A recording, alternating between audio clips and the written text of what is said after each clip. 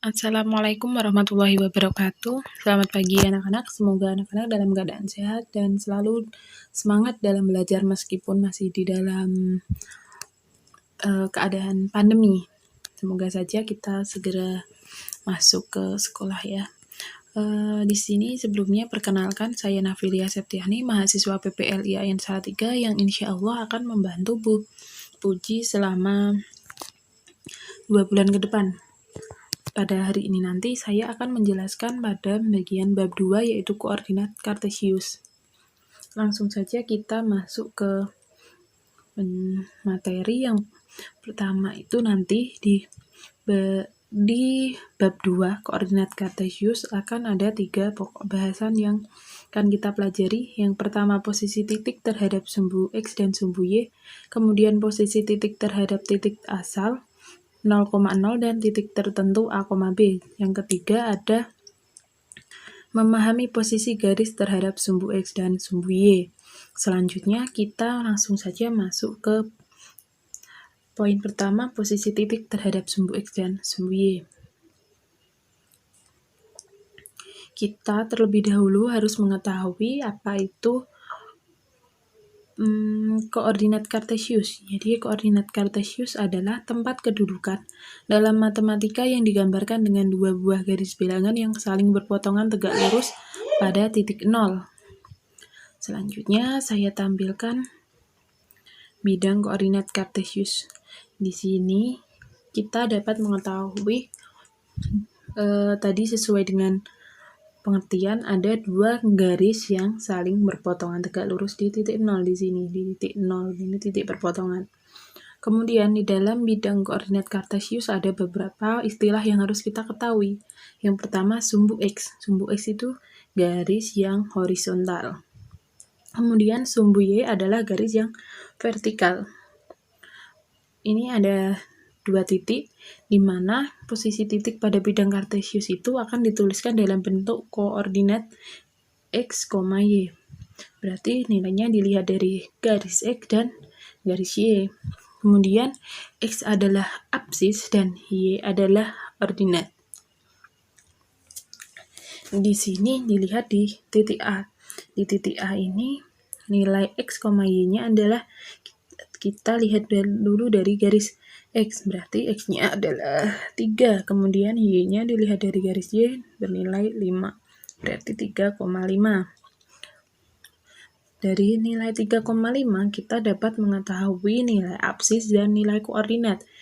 Nilai absis adalah yang di garis atau sumbu X dan yang ordinat itu di sumbu Y. Berarti absisnya 3, ordinatnya 5. Seperti itu. Ini bisa dilihat di 2 contoh berikut. Kemudian kita masuk ke berikutnya yaitu bidang-bidang atau wilayah dalam koordinat kartesius. Dalam bidang koordinat kartesius itu dibagi menjadi 4 wilayah. Yang pertama ada kuadran 1, kuadran 2, kuadran 3, dan kuadran 4. Wilayah di bidang koordinat kartesius ini dinamakan dengan kuadran. Untuk kuadran 1 sendiri, nilai X dan nilai Y-nya positif, kuadran 2 X negatif, Y-nya positif, kuadran 3 X negatif, Y negatif, kuadran 4 X positif, Y negatif. Selanjutnya kita menentukan jarak titik terhadap sumbu X dan sumbu Y. Di sini ada bidang koordinat kartesius yang dimana ada titik A dan titik B. Kita dalam menentukan jarak titik terhadap sumbu X itu diambil nilai Y positifnya. Kemudian jarak titik terhadap sumbu Y itu diambil nilai X positifnya. Sebagai contoh adalah berikut. Jarak titik A terhadap sumbu Y adalah 3. 3 ini diambil dari kita pertama mengetahui koordinat dari titik A. Koordinat titik A ini adalah 3,5. Maka jika ditanyakan jarak terhadap sumbu Y, kita ambil nilai positifnya. Nilai positifnya yang X. Berarti ini 3, nilai positif X. itu 3. Kemudian jarak titik B terhadap sumbu X. Ini titik B kita ketahui koordinatnya yaitu negatif 4, negatif 3. Berarti kita ambil nilai Y positif. Y positifnya adalah 3. Seperti itu.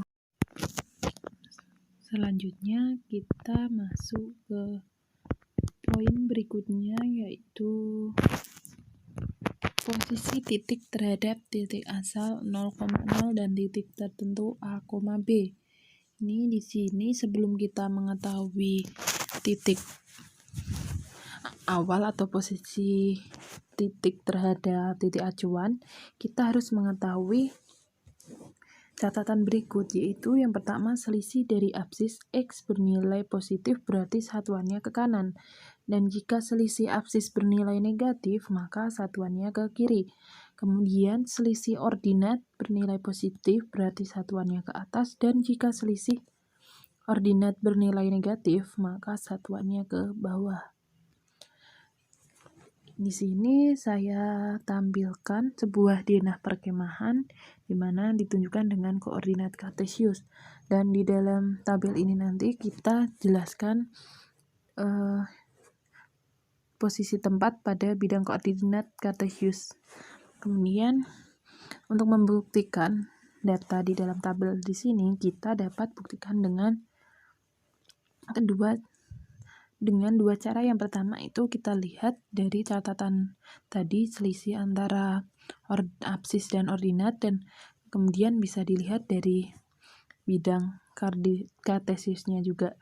Pertama, sebagai contoh kita dari perumahan ke pos utama. Oke, kita buktikan pos utama. Berarti kalau menggunakan denah ini, kita jadikan pos utama itu sebagai titik acuan. Di pos utama ini 0,0. Ini sebagai titik acuan, berarti kita dari pos utama menuju ke perumahan.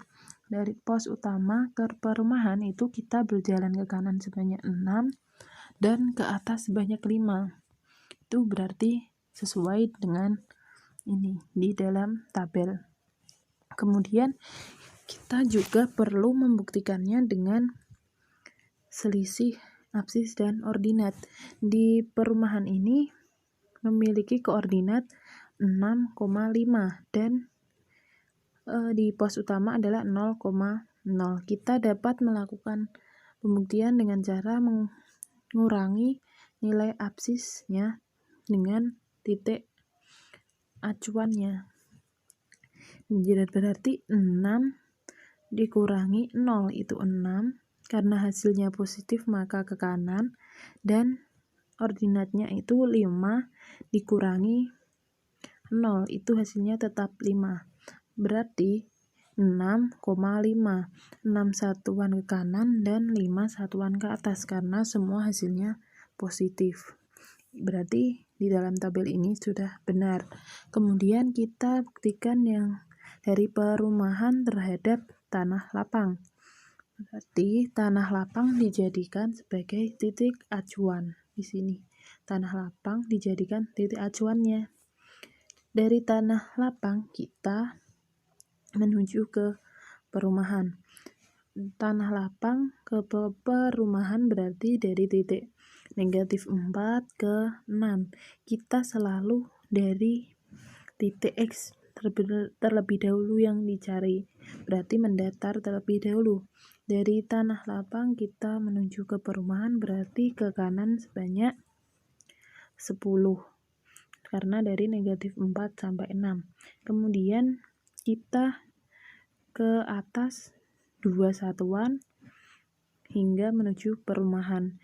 Karena di sini kita lihat ke sini 10 dan ke atas 2, berarti 10 satuannya ini tadi ke kanan dan 2-nya ke atas. Kita buktikan dengan pengurangan absis dan ordinat. Absis dari perumahan adalah 6,5 dan tanah lapang adalah negatif 4,3. Berarti 6 dikurangi negatif 4.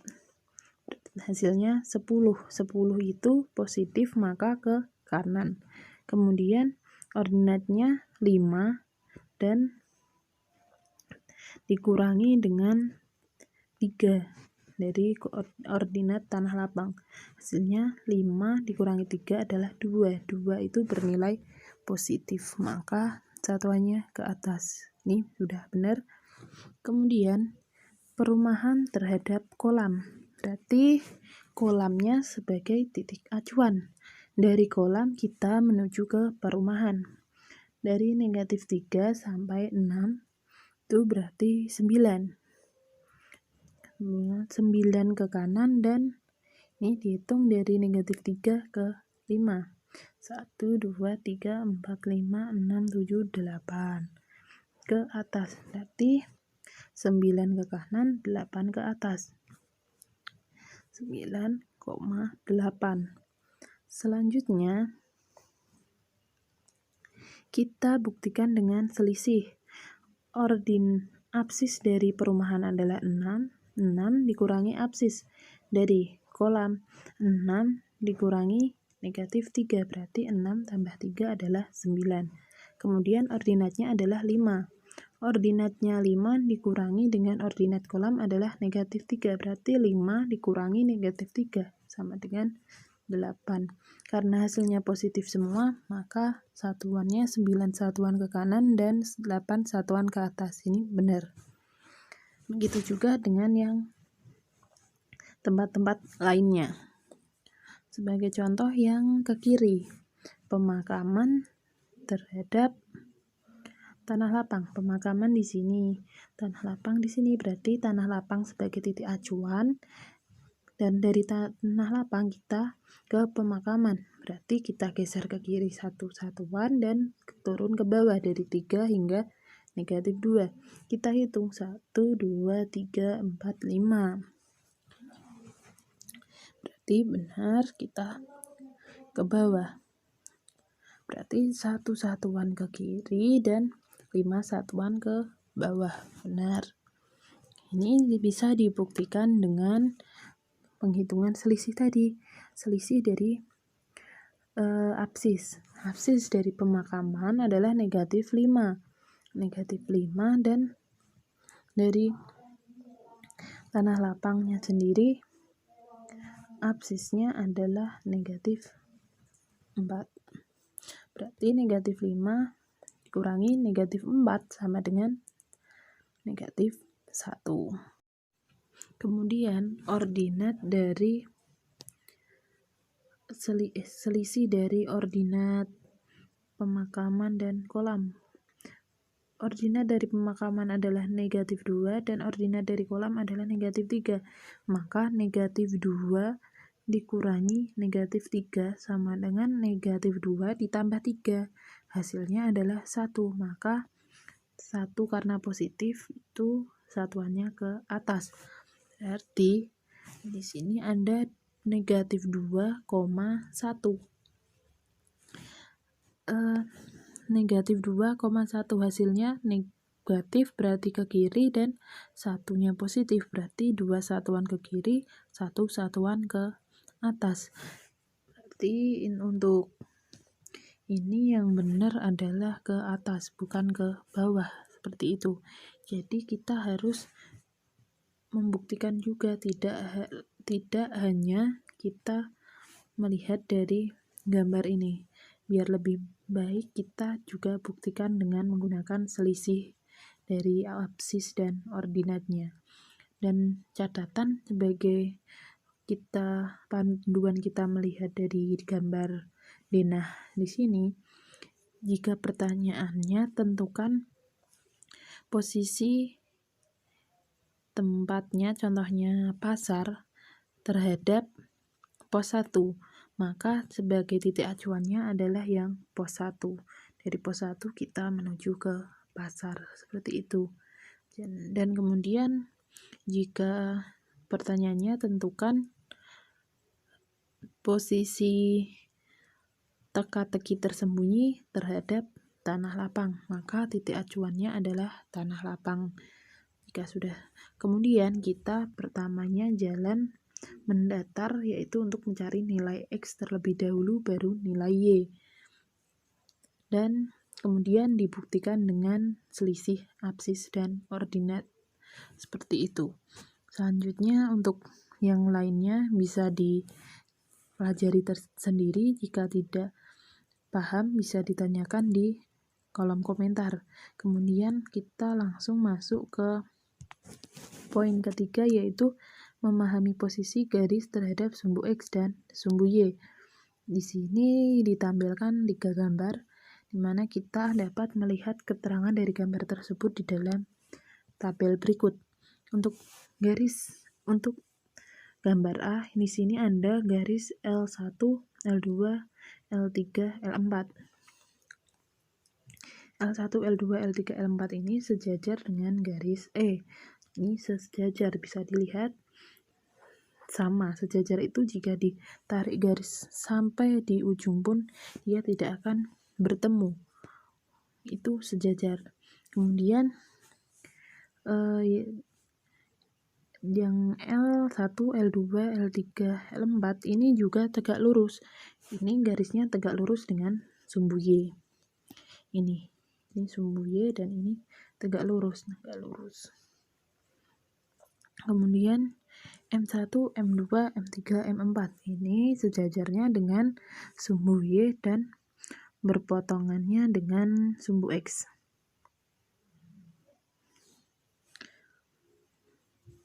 Sumbu Y dan berpotongannya tegak lurus dengan sumbu Y. Ini sejajar dengan sumbu Y dan tegak lurus dengan sumbu X. Yang ini adalah sejajar dengan sumbu X, tegak lurus dengan sumbu Y, dan yang terakhir gambar C ini adalah perpotongan. Titik potongnya ada jika garis N ini memiliki titik potong dengan sumbu Y, itu di titik 2, bernilai 2 sini di 2,0. Kemudian untuk yang sumbu N2 ini juga berpotongan di titik -1 pada sumbu X. Bisa dilihat di tabel untuk keterangan lebih lanjutnya. Baik, itu tadi materi yang dapat saya sampaikan. Apabila ada salah kata saya mohon maaf, dan apabila ada yang salah bisa dikomentari dan nanti kita diskusikan bersama di kolom komentar atau di ruang chat di Microsoft Teams. Selanjutnya dari saya sekian dan terima kasih. Nanti akan ada tugas di Microsoft Teams. Saya akhiri. Wassalamualaikum warahmatullahi wabarakatuh dan selalu jaga kesehatan. Jangan lupa absensi di kolom komentar di kelas Microsoft Teams. Terima kasih.